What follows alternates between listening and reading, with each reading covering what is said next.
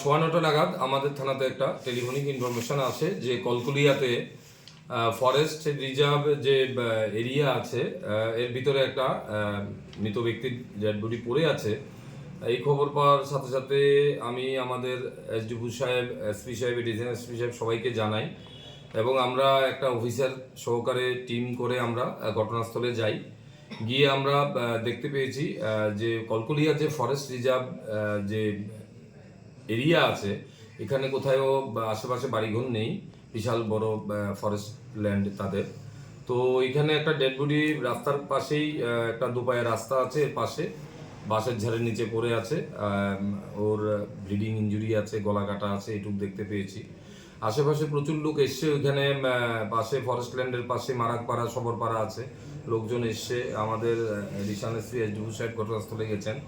যেহেতু এটা আমরা প্রাইমারি তদন্ত দেখতে পেয়েছি এটা একটা মার্ডার, যে তখন আমরা সাথে সাথে আমাদের অথরিটির সাথে কথা বলে আমরা ফরেন্সিক টিম এবং ডগ স্কোয়াড আমরা আনি ঘটনাস্থলে। তারা এসে ঘটনার ইনভেস্টিগেশন করে তারপরে আমরা ডেড বডিটা জিবি হসপিটাল মর্গে পাঠিয়ে দিই কিপিংয়ের জন্য থ্রু বিশালগড় হসপিটাল। তো এখানে সার্চিংয়ের সময় দেখা গেছে ওর পকেটে একটা ট্রেনের টিকিট ছিল এবং একটা মোবাইল নাম্বার ছিল পকেটে। তো ওর সূত্র ধরে আমরা ওর নাম ঠিকানা কিছু আমরা একটা জানতে পেরেছি। ওর নাম পাওয়া গেছে এখন পর্যন্ত রামধারী, বাবার নাম মৃত দয়াচাঁদ, হরিয়ানা বাড়ি।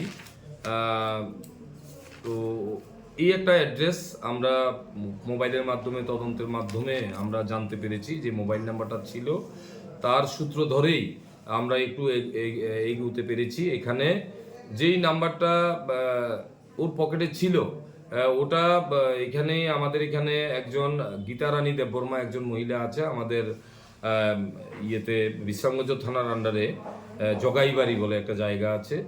এই মহিলাটা 2013 সালে সে হরিয়ানাতে গিয়েছিল ওনার প্রতিবেশী আরেকজন মহিলার সাথে।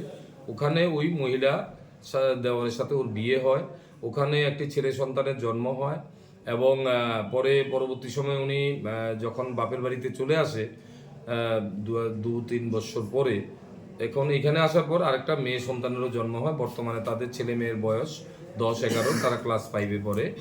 ওই মহিলার সাথে কথা বলে আমরা জানতে পারি রামধানীর সাথে মহিলার ওখানে বিয়ে হয়েছিল এবং এই রামধানী গতকালকে যে ট্রেনের টিকিটটা পাওয়া গেছে সেটাতে দেখা গেছে সে 25 তারিখে হরিয়ানা থেকে সে ত্রিপুরা সুন্দরী ট্রেনে বোর্ডিং হয়েছে, গতকালকে সে আগরতলাতে এসছে। এবং এই গীতারানী দেববর্মা রিসেন্টলি 1 বছর আগে সে আরেকটা বিয়েও করেছে লোকালি একজন ছেলেকে, এবং ওকে নিয়েই সে টাকারজলা এরিয়াতে ভাড়া থাকে এবং ওখানেই ছেলে মেয়ে দুজনকে পড়াশোনা করায়। তো আজকে সকালে তারা গিয়েছিল আগরতলা স্টেশনে এবং স্কুটিতে করে ওই রামধানীকে নিয়ে তারা হাজব্যান্ড ওয়াইফ একসাথে এসছে।